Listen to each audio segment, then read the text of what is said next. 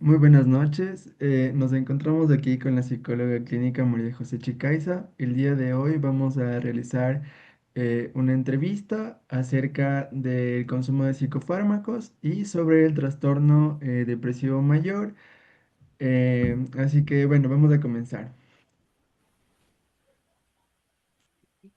Es sobre el trastorno depresivo mayor con riesgo suicida. Entonces, la primera pregunta sería, ¿cuáles son los principales signos de alarma en este trastorno?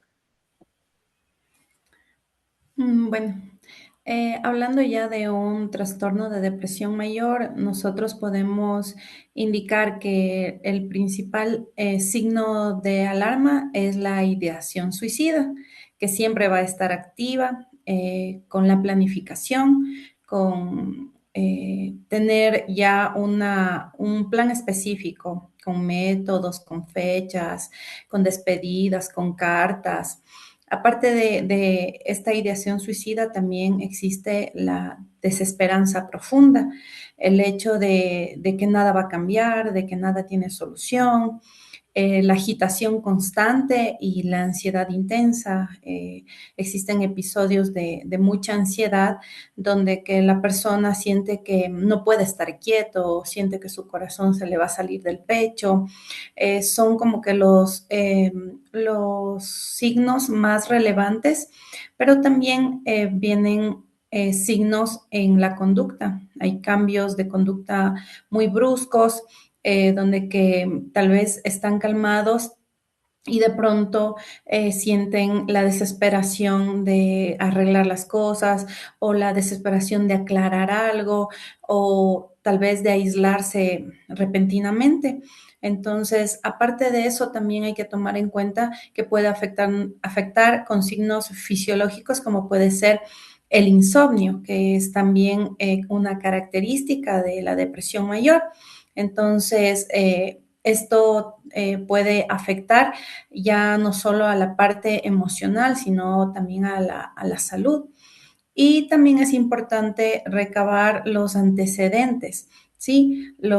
Tal vez situaciones en las cuales ya le ha puesto a la persona en alerta ante este tipo de trastorno y tal vez nunca se dio cuenta y, y posiblemente no es la primera vez que está sintiendo esto. Ok, listo. ¿Qué errores son frecuentes en el diagnóstico inicial? Lo primero en un diagnóstico es el hecho de que se minimiza el riesgo. Siempre cuando va a existir un diagnóstico, no debemos asumir que si está verbalizando, si lo está diciendo, es porque no lo va a hacer. La mayoría de personas que cometen suicidio tuvieron muchos intentos antes. Entonces, el error frecuente que podemos tener es minimizar el riesgo que la persona tiene. También cuando confundimos el hecho de que una depresión mayor pueda ser por un duelo o por una tristeza adaptativa, por alguna situación que esté viviendo. Esto es muy importante porque una característica, un signo de la depresión mayor es la anedonia y la anedonia se ve muy marcada en estos pacientes con depresión mayor. Incluso vemos que ya tienen disfunciones y alteraciones neurodegenerativas. Todo esto nosotros podemos ver que a veces fallamos en el error de diagnóstico porque solo nos basamos en un diagnóstico. ¿Sí? No podemos contemplar solo la depresión mayor, debemos contemplar también trastornos relacionados a esta, límite de la personalidad, trastorno bipolar o algún tipo de consumo de sustancias también. Entonces, esto también nos hacen que cometamos errores al momento de diagnosticar, al solo tener un solo diagnóstico y no poder relacionarlo con otro tipo de trastornos que están relacionados a la afectividad y a lo emocional. Ok, bueno, entonces como con estos antecedentes sería ¿Cuándo se considera indispensable la intervención farmacológica? Bueno, en la depresión mayor, la intervención farmacológica no es opcional. Estamos hablando que ya transcurrió mucho tiempo, mucha duración y mucha frecuencia, y solo con psicoterapia nosotros no vamos a ayudar al paciente. Sí, vamos a tener que intervenir farmacológicamente porque el riesgo suicida es alto y eso nosotros no podemos disminuir simplemente con la palabra, con la terapia, con la psicoterapia. Entonces, cuando nosotros aplicamos baterías de test para determinar lo que es una depresión mayor, cuando nosotros ya tenemos porcentajes, percentiles altos, nosotros tenemos que medicar. En este caso, uno de los test que podemos aplicar nos pueden dar rangos elevados en los cuales los criterios diagnósticos son melancólicos, psicóticos, entonces sabemos que el paciente está con un riesgo suicida muy elevado, que tal vez su sueño está sumamente alterado y al no poder conciliar el sueño y no dormir lo suficiente, puede tomar malas decisiones y solo con la psicoterapia nosotros no vamos a poder ayudar a esta persona. Ok. Entonces, en estos casos que ya es súper necesario, ¿qué fármacos suelen utilizarse con mayor frecuencia? Bueno, aquí en el Ecuador, en el sistema público, en el Ministerio de Salud Pública, los medicamentos que más se utiliza es la fluoxetina, es la que comúnmente recetan los psiquiatras, los médicos a pacientes con depresión mayor. Entonces, es como que el medicamento de primera línea. ¿Por qué? Porque estos medicamentos son seguros si existe una sobredosis. Nosotros sabemos que nuestros pacientes con depresión mayor tienen muchos intentos suicidas y los mismos fármacos que utilizan para controlar su trastorno son utilizados muchas veces en el intento de quitarse la vida. Entonces, la sertralina, la escitalopram, y la fluoxetina son medicamentos de primera línea que no son tan agresivos si existe una sobredosis. Son los que se utilizan a nivel del Ecuador. Tenemos otro tipo de medicamentos cuando ya está relacionado con el trastorno, con tal vez un dolor, una fatiga crónica asociada al trastorno.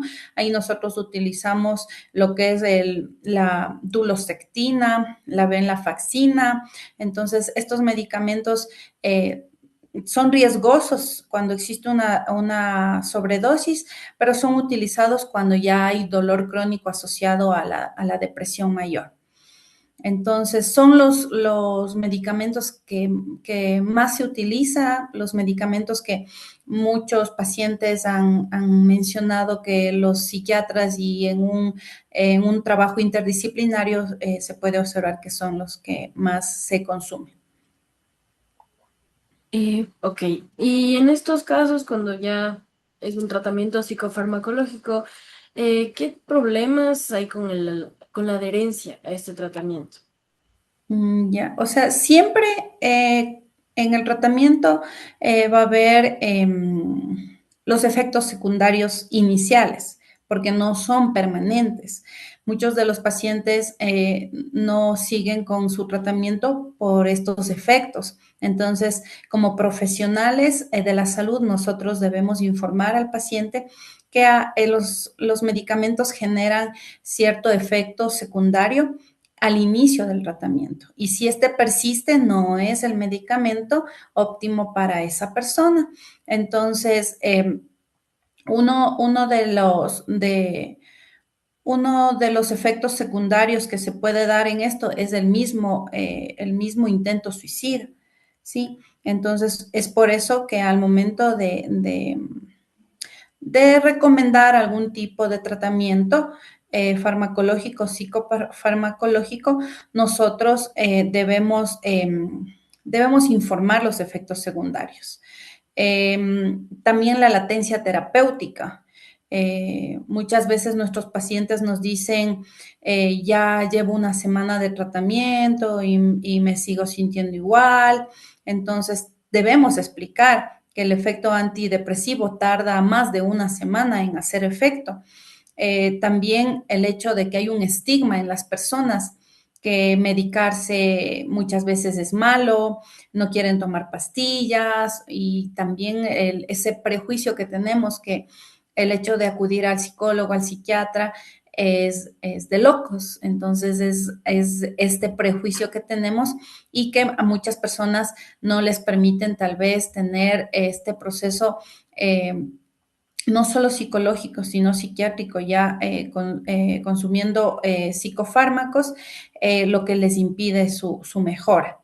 Y también porque todos los síntomas que tiene la depresión mayor hace que el paciente no tenga ánimo de buscar ayuda, no tenga ánimo tal vez de ir por su receta y esto hace que pues el tratamiento no se dé o el tratamiento no inicie o no continúe. Y también aquí en el Ecuador eh, es del factor económico. Sabemos que los medicamentos psiquiátricos son muy costosos, no son de fácil acceso, no podemos encontrar en ciudades grandes, no en ciudades pequeñas, y el costo es elevado. Entonces, ese es el factor creo que fundamental para que no exista una adherencia al tratamiento. Bueno, y hablando un poco de esto que mencionó del trabajo interdisciplinario, bueno, ¿cómo debe actuar el psicólogo clínico dentro del equipo interdisciplinario? Bueno, el psicólogo clínico es un eje de contención, ¿sí? Nosotros no podemos trabajar solos. En un trastorno de depresión mayor es imposible que el psicólogo clínico quiera trabajar con psicoterapia y ayudarle al paciente.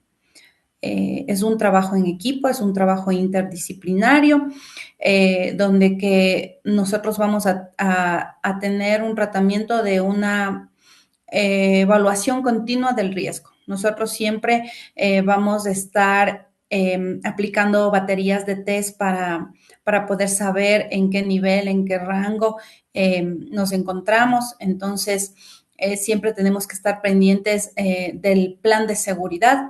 Todos los pacientes depresivos y con depresión mayor tienen un plan de seguridad que se construye con el paciente y con todos los profesionales que estén trabajando interdisciplinariamente. Entonces, nosotros vamos a ver allí las señales de alarma, nosotros vamos a tener los contactos de personas que van a estar al cuidado del paciente. Entonces,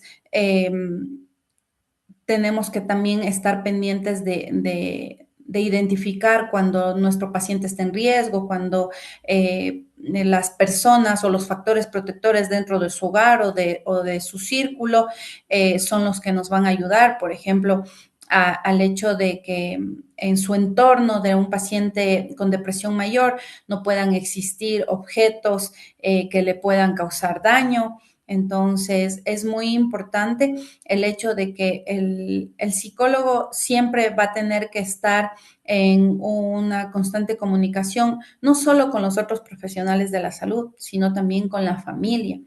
La familia debemos psicoeducar a la familia, al paciente y a la familia, en los síntomas que va a tener, en los riesgos y, como les decía anteriormente, en los efectos de los fármacos. Listo. Bueno, en este caso de un paciente que venga y tenga este trastorno, ¿qué factores familiares influyen positiva o negativamente? Bueno, positivamente es el hecho de que siempre debe haber la validación emocional, no juzgar, no minimizar, supervisar, pero tal vez no tener un sobrecontrol de las cosas.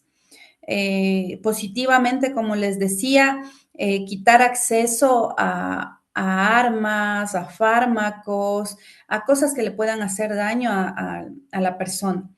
Eh, Involucrarse en el plan de seguridad que yo les mencionaba y mantener rutinas, porque ustedes saben que los pacientes con depresión mayor eh, se desbalanzan emocionalmente por cualquier cambio. Entonces es importante mantener las rutinas tanto en el hogar como en el lugar donde que se desenvuelva el paciente. Entonces es muy importante que el familiar conozca todo sobre el trastorno y cómo ayudarle. Negativamente podemos decir que si yo no conozco sobre el trastorno, no he investigado o no me han psicoeducado, voy a cometer errores como aconsejarle y decir, pon de tu parte, tienes que ser fuerte, no son motivos tan graves, estamos minimizando el dolor y eso solo va a hacer que nosotros creemos más alteraciones incluso conductuales en nuestros pacientes. También es algo negativo cuando los familiares no han informado que tal vez hay antecedentes previos a esta condición del paciente, tal vez con suicidios, intentos suicidas de familiares. Entonces, eso también, el negar tal vez el trastorno que ya ha estado presente en una familia es un factor negativo. Y el consumo de alcohol, porque, como ustedes saben, el alcohol es un depresivo y al tener un trastorno depresivo, lo único que estoy es intensificando los síntomas. Entonces, es muy importante saber que el consumo de alcohol, no solo del paciente, sino de su entorno, de su familia, puede ser algo negativo para la recuperación de esta persona.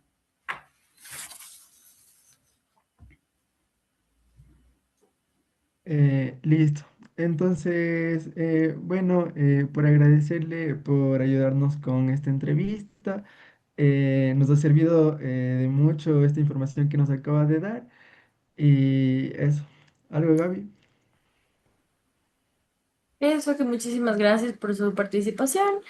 Nos ha servido mucho la información que nos ha dado y eso. Ujú.